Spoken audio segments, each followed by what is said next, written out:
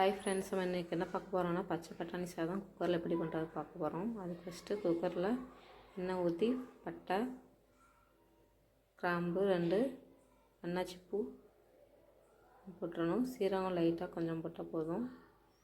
அப்புறம் பெருஞ்சீரகம் போட்டுக்கலாம் கொஞ்சம். எல்லாமே நான் கொஞ்சம் லைட்டாக தான் போட்டுக்கிட்டுருக்கேன். அப்புறம் ஒரே ஒரு ஏலக்காய், அப்புறம் பெரிய வெங்காயம் 2 சின்னதாக எடுத்து அதில் சும்மா நீளமாக நறுக்கி போட்டுக்கலாம்.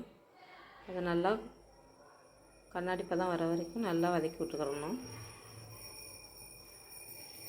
நான் ஏற்கனவே ஒரு கிளாஸ் பாஸ்மதி ரைஸை அரை மணி நேரம் ஊற வச்சுருக்கேன்.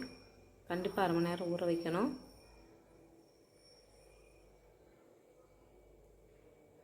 நான் எவ்வளோ அதுக்கப்புறம் உப்பு போட்டுக்கலாம். போட்டு நல்லா வதக்கி விடலாம். அப்போ தான் வேகமாக வதங்குன்றதுக்காக நம்ம உப்பு இப்படியே போட்டேன். அதுக்கு முன்னாடி நம்ம ப்ரிப்பேர் பண்ணிக்கலாம். நம்ம ஒரு சில பொருளாக அரைக்கணும். ஃபஸ்ட்டு 4-5 சின்ன வெங்காயத்தை போட்டுக்கலாம். அதுக்கப்புறம் ஒரு சின்ன துண்டு இஞ்சி, 2-3 பல் பூண்டு போட்டுக்கலாம். பெரிய பூண்டாக இருந்தால் 2 போதும். ஒரு பச்சை மிளகாய் நம்ம காரத்துக்கு ஏற்ற மாதிரி போட போகிறோம். அப்புறம் ஒரு கைப்பிடி புதினா போட்டுக்கலாம். அப்புறம் ஒரு கைப்பிடி கொத்தமல்லி சேர்த்து போட்டுக்கிறணும். போட்டு நல்லா குறப்பாக வர வரைக்கும் அரைக்கணும். நல்லா நைஸாக அரைச்சிடக்கூடாது. ரொம்ப நைஸாக அரைச்சோம்னா வதங்குறதுக்கு லேட் ஆகும். நல்லா கொஞ்சம் குறன்னு அரைச்சிக்கலாம். அதையும் போட்டு நல்லா மிக்ஸ் பண்ணிடணும். மிக்ஸ் பண்ண பிறகு ஒரு ஸ்பூனு கொஞ்சமாக எடுத்து மஞ்சள் பொடி கொஞ்சமாக போட்டுக்கணும். அப்புறம் கரம் மசாலா பொடி ஒரு ஸ்பூன் போட்டுக்கலாம். நான் குழந்தைகளுக்கு கொடுக்குறதுனால கொஞ்சம் கம்மியாகவே தான் இதெல்லாம் போடுறேன், மிளகாயிலேருந்து எல்லாமே. அப்புறம் பச்சை பட்டாணி இந்த சீசனில் ரொம்ப சீப்பாக இருக்கும், அதனால் ஃப்ரெஷ்ஷான பச்சை பட்டாணி எடுத்துருக்கேன். நீங்கள் வேக வைக்காத பச்சை பட்டாணி, காஞ்ச பச்சை பட்டாணியாக இருந்துச்சுன்னா நீங்கள் 8 மணி நேரம் ஊற வச்சு அதை வேக வச்சுட்டு அதுக்கப்புறம் நம்ம சேர்த்துக்கலாம்.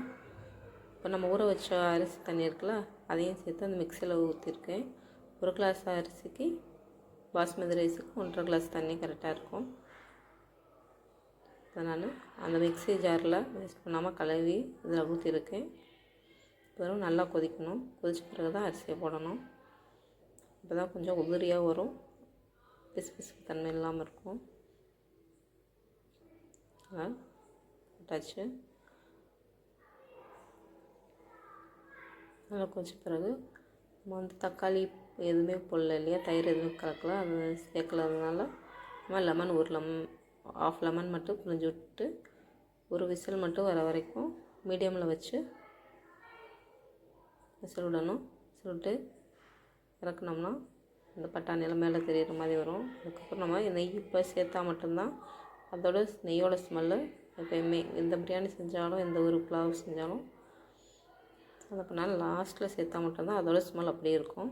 இப்போ நம்ம கிருஷ்ண லஞ்ச் பாக்ஸுக்கு ட்ரான்ஸ்ஃபர் பண்ணிடலாம். வாங்க சாப்பிட்லாம். லைக் பண்ணிக்கோங்க, ஷேர் பண்ணிக்கோங்க.